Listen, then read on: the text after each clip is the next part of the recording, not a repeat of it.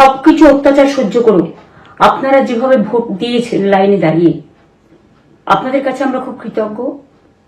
আমি আমার কর্মীদের কাছেও খুব কৃতজ্ঞ, যারা জীবনপণ লড়াই করে অনেক অত্যাচার সহ্য করে সেন্ট্রাল ফোর্স এবং এখানকার ফোর্স সবার যৌথ অত্যাচার সহ্য করেও টোটাল সমস্ত machinery government of India, prime minister, home minister থেকে শুরু করে পুরো গভর্নমেন্ট অফ ইন্ডিয়া এবং 19টা রাজ্যের বিজেপি নেতাদের এবং অর্থ ভান্ডার, শক্তির ভান্ডার, বন্দুকের ভান্ডার নিয়ে যারা বাংলার মানুষকে জব্দ করতে চেয়েছিলেন, জব্দ তারা কিন্তু ভোট বাক্সে হয়ে গেছে।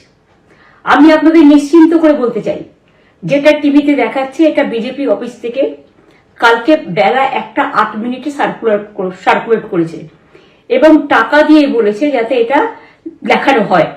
তার কারণ হচ্ছে আমার কাছে স্পেসিফিক ইনফরমেশন এসছে 1:08 আমি কোনো একটা প্রেস মিডিয়ার থ্রুতে পেয়েছি এবং সেই ইনফরমেশনে দেখা যাচ্ছে তারা পরিষ্কার বলছে ফোর্সফুলি তোমায় করতে হবে, এটা তোমাকে এর মধ্যে যাওয়া যাবে না।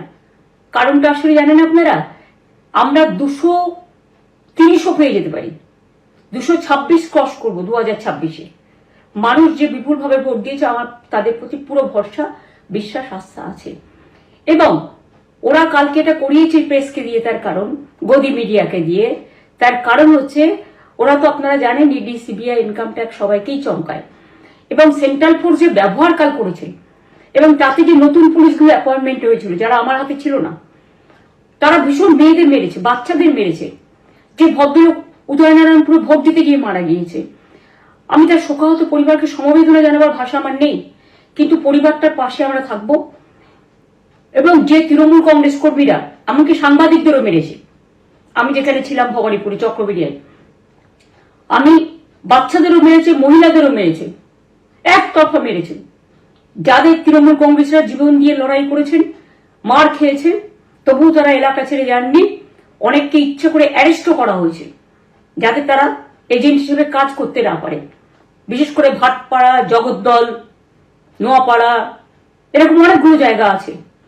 এমনকি আমাদের এখানেও ভবানীপুরে সারা রাত ধরে রেড হয়েছে। আমি সারা রাত 2 দিন ধরে দুরাত ঘুমাইনি। তাই আপনাদের কাছে বলবো, ওটা বিজেপির চক্রান্ত এবং বিজেপি এত করেও মানুষের অধিকার থেকে মানুষকে বঞ্চিত করতে পারলো না এবং তাই বিজেপি শেষ খেলাটা খেলেছে প্রেসকে দিয়ে, যাতে উল্টো পাল্টা বলে আমাদের মনোবলটা কর্মীদের ভেঙে যায়, মানুষের মনোবল ভেঙে যায়। শেয়ার বাজারে ধস নামবে আসল সত্যিটা বেরোলে। সেই জন্য শেয়ার মার্কেটকে সান্ত্বনা দিতে গিয়ে, এটা আমার কাছে স্পেসিফিক খবর আছে, এইটা করেছে। এবং আমি পরিষ্কার বলছি, 2016তেও সেম জিনিস হয়েছে, 2021-এও সেম জিনিস হয়েছে। ওরা কিন্তু বারবার করে যা এক্সিট পোল যা দেখিয়েছে, টোটালটাই দেখিয়েছে বিজেপির কথায়। এবং আজকে তো আপনারা জানেন নিরপেক্ষতা বলে ভারতবর্ষে কিছু নেই, সব একপক্ষ হয়ে গেছে। আমি তাদের বলবো আমাদের কর্মীদের এবং মানুষকে সাথে থাকতে, যাতে কাউন্টিংয়ে সবাই সমানভাবে আজ থেকে পাহারা দেয়। দরকার হলে আমিও আমার এলাকায় পাহারা দিতে নামবো এবং আমি সব 294টা কেন্দ্রে 294টা তৃণমূল প্রার্থী, দার্জিলিংয়ে যে 2টো প্রার্থী আছে অনেকদের, আমাদের সাথে জোট আছে, সবাইকে বলবো নিজেরা ক্যান্ডিডেটরা পাহারা দিন। দিনের বেলায় কর্মীদের রাখুন, রাতের বেলায় নিজেরা থাকুন, পাহারা দিন। আমি যদি পাহারা দিতে পারি, আপনারাও পাহারা দিতে পারেন। রাত জাগুন, সকালে এসে অন্য টিমকে হ্যান্ড ওভার করে তবে ঘুমবেন। তার কারণ এই সময় ওরা ইভিএম মেশিন যখন কাউন্টিং হল থেকে, যখন মানে যেখানে স্টোর করা হয়েছে সেখান থেকে যখন কাউন্টিং হলে নিয়ে যাবে, তখন কিন্তু মেশিন বদলে দেওয়ার সম্ভাবনা ওরা প্ল্যান করেছে। সুতরাং নজর রাখতে হবে যাতে কোনো রকম নেগলিজেন্স না হয়, অবহেলা করবেন না। আর কাউন্টিং এমন ভাবে করবেন, এমন যোগ্য লোককে দেবেন লাস্ট অব্দি। আমি যতক্ষণ প্রেস কনফারেন্স করে না বলবো ততক্ষণ কেউ কাউন্টিং টেবিল ছাড়বেন না।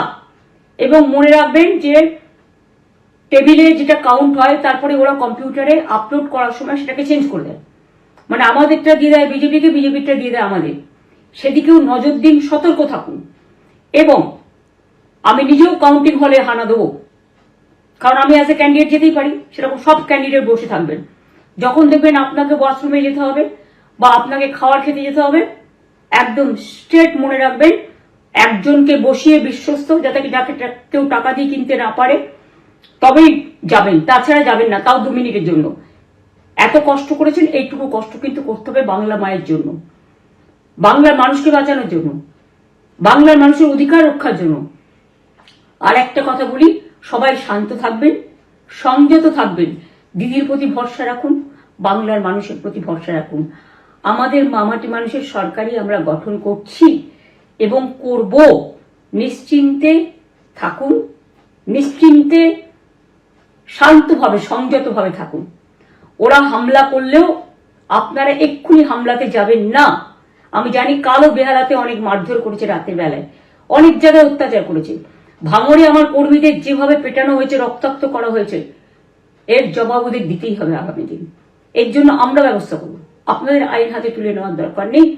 আর আমি প্রশাসনকেও বলবো, অনেক খেল আপনারা দেখিয়েছেন বিজেপির কথায়, দয়া করে কাউন্টিংয়ে আমাদের ছেলে মেয়েদের গায়ে বা মানুষের গায়ে বা কোনো রাজনৈতিক দলের গায়ে হাত দেওয়ার চেষ্টা করবেন না। অনেক পিটিয়েছেন, আর নয়, অনেক হয়েছে, আর না।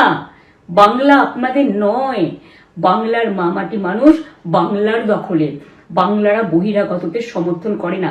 বিজেপির নিজস্ব এজেন্ট নেই কোনো বুথে, সেই জন্য বিজেপি কি করেছে, সেন্ট্রাল ফোর্সকে কাজে লাগিয়ে ওরা ওদের এজেন্ট হিসেবে কাজ করেছে, এবং অমিত শাহ ডাইরেক্ট ইন্টারফেয়ারেন্সে। এটা করা যায় না।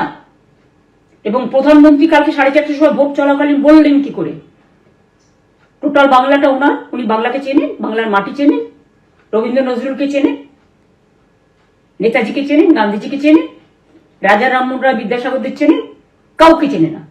শুধুমাত্র কানে কানে কথা বলো আর মিথ্যে কথা বলে যাও, অপপ্রচার করে যাও। টাকার ভান্ডার নিয়ে কাউকে কাউকে খামে করে 3,000 টাকা করে দিয়েছে, তাই সে খবরও আমার আছে। আর ভান্ডারের নামে টাকা দিয়েছে, যারা টাকা নিয়েছেন তারা খুব ভুল করেছেন। তবু মনে রাখবেন, আমরা নিশ্চয়ই আপনাদের ভুল বুঝব না। ভোট যাকেই দিয়ে থাকুন, অর্থের বিনিময়ে ভোট দেওয়াটা ঠিক নয়, কিন্তু আমার বিশ্বাস আছে আপনারা সঠিক দায়িত্ব পালন করেছেন আগামী দিন আপনাদের অধিকার রক্ষার জন্য। আমি নিশ্চিন্ত করে বলে যাচ্ছি, মামাটি মানুষ জিন্দাবাদ, মামাটি মানুষ ধন্যবাদ, তৃণমূল কংগ্রেস ধন্যবাদ, তৃণমূল কংগ্রেস জিন্দাবাদ, জোড়াফুল জিন্দাবাদ, এবং জয় বাংলা। বাংলার জয় হবেই। আর অন্যদিকে বিজেপির জয় নিয়ে আত্মবিশ্বাসী বিজেপি নেতা দিলীপ ঘোষ, তিনি বললেন পরিবর্তনের পক্ষে রায় দিয়েছে রাজ্যের মানুষ। এখন পশ্চিমবাংলার মানুষ সরকার পাল্টাতে চাইছে, দেখছেন না, কাল থেকে আবহাওয়াই পাল্টে গেছে কিরকম। সরকার তো পাল্টাবেই। বাংলার ভোটের যে ট্রেন্ড সেটা বলে দিয়েছে পরিবর্তন হচ্ছে। সেই জন্য আমি যেটা আগেও বলেছি, এখনও বলছি, সাফিসিয়েন্ট মেজরিটি নিয়ে সরকার আসবে। আর সাধারণ মানুষ বলছে, পুলিশ থেকে পাবলিক, গ্রাম থেকে শহর, যুবা থেকে মহিলা, সবাই পরিবর্তনের কথা বলেছে। তাদের ব্যবহারে তাই চুপচাপ ভোট দিয়েছেন। বিহারে যেটা হয়েছিল, শেষ সপ্তাহ পর্যন্ত লোকে বুঝতে পারেনি কে জিতবে, চলো চা হচ্ছে। এখানেও তাই হচ্ছে। তো এখানকার ট্রেন্ড এরকম, যেদিকে সংকেত গেছে ওইদিকে ভোট এগোবে এবং একটা ব্যাপক পরিবর্তন হবে, সেটা ভোটের রেজাল্টে বুঝতে পারবে। যেদিন থেকে এসআইআর নাম এসছে, শুরু হওয়ার 1-1.5 মাস আগে থেকে এসআইআর করতে দেবো না, এটা হচ্ছে ইস্যু মমতা ব্যানার্জির। আর কালকে ভোটের শেষ পর্যন্ত সেন্ট্রাল ফোর্স এসআইআর নাম কেটে গেছে, এটাই ইস্যু। এইভাবে কোনো সরকার দুয়ার জিতে আসতে পারে? আমার মনে হয় বাঙালির ঘিলু শুকিয়ে যায়নি যে তাকে আবার ভোট দেবে। এবিপি আনন্দ, এগিয়ে থাকে, এগিয়ে রাখে।